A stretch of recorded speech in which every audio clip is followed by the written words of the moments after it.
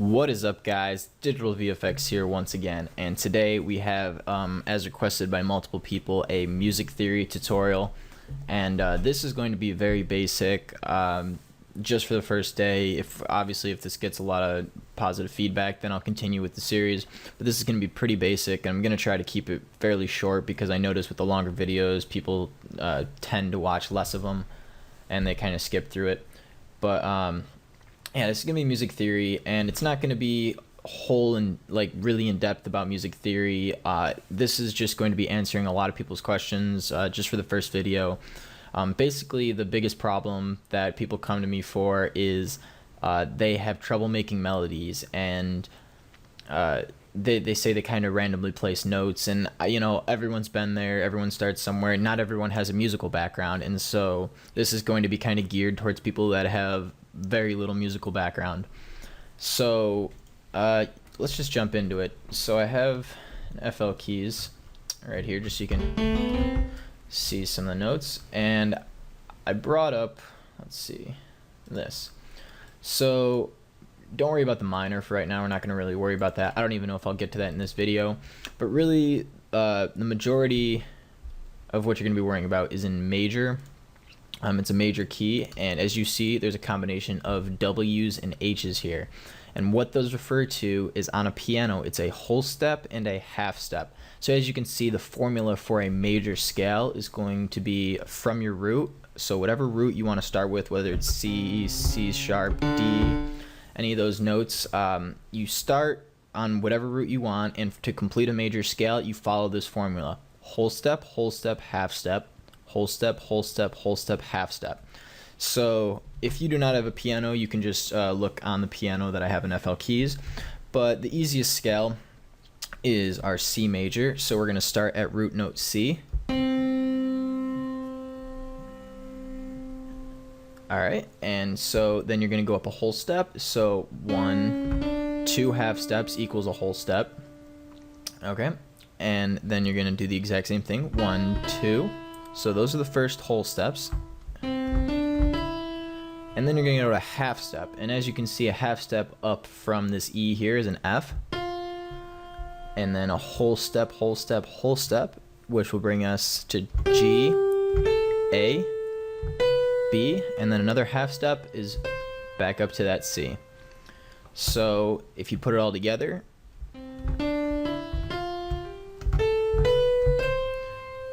sorry, it's kind of quiet. The velocity is not all the way up, but regardless, that's the C major scale, and it's the easiest because of the positioning on the keyboard, you can see that it is all white keys. There are no flats, no sharps, and this formula applies to every single note that you can do. So let's just start on a G sharp. Oh, that's a little loud.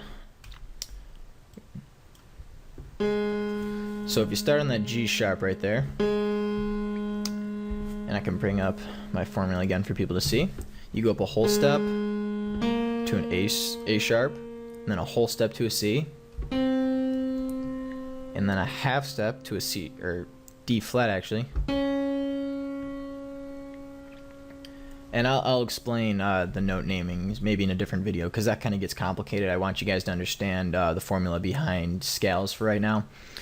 And then once you're into that D flat, you're going to go up a whole step to that E flat, another whole step to that F, to the G, a whole step, and then a half step up back to the G sharp, which is our root note, just an octave up. So if we play it again.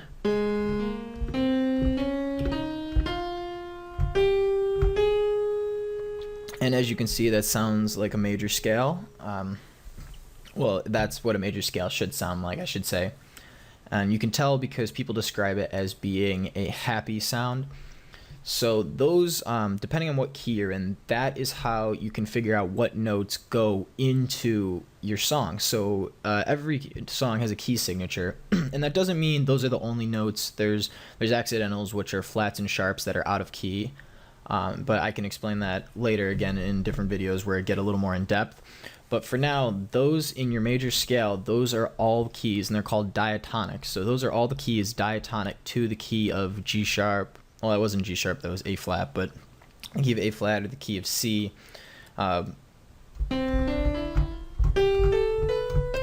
The key of C. So in the key of C, it's pretty much all natural notes. So it's all white keys. And so whatever you're doing on this, whether you're doing a melody, every white key in some way is going to fit in the melody and it will sound in tune. And the last thing I'm going to wrap up for in this video is chords. And the basic chord in tune, or in this key, are called triads. A triad is just a 3-note chord, such as this. And as you can see, like I said, it has kind of a happy sound. And to form a triad, it's composed of a root note, a third note, and a fifth note. And to determine those notes, you want to count up, for a major triad at least, you want to count up 4 half steps from your root to get to the third, and then 3 half steps from the third to the fifth. So you start on C, go up 1, 2, 3, 4, so you have C and E, and then from the E you want to go up 1, 2, 3, and now you have a C major chord. It's a C major triad, and I think it's just referred to as C major, which would just be C when notated on sheet music or maybe online. If you're looking up a chord progression, would just say C.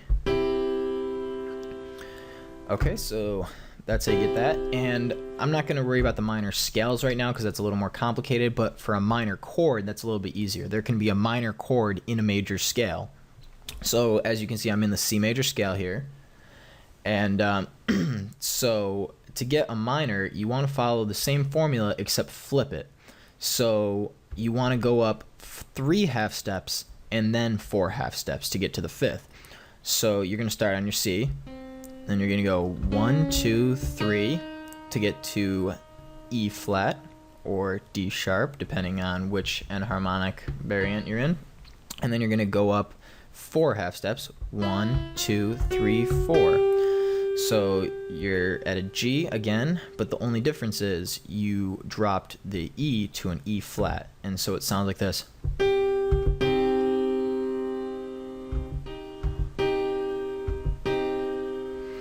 And it sounds a little more sad. That's what people kind of refer to it as. It's more of a sad sounding than a happy. So here's a major.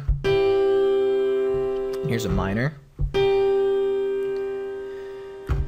And those intervals are actually called, when you go up 3 half steps, it's called a minor third. I believe so. I'm trying not to. I have notes out here, so try not to feed you guys false information. But I believe it's called a minor third interval. And then 4 half step is a major third interval. And the reason it's a third is because when you count scale degrees, each scale degree in a scale would be, there's 8 notes in a scale, including the root at 1 and 8. So you have 1, 2, 3, 4, 5, 6, 7, and the 8 is the repeating. So technically there's 7 different notes in every scale. And what they talk about with degrees is the root is always the first degree, and then 2, 3, 4, 5, 6, 7, and those are all the scale degrees. And 8 would just technically be considered 1 again because it's repeating. So they call it a third because 1, 2, 3, there's your first note, is a third. And then you go up another third from that third note to get the fifth. 1, 2, 3, and you have your triad chord. And the reason it's a major triad is obviously, like I said before, you go up 4 half steps to get to your E, and then another 3 half steps to get to your G. And to make it a minor, you just flip it, so you go up 3 half steps and then 4 half steps, or in other words, like I just mentioned, you go up a minor third followed by a major third, and you have a minor chord.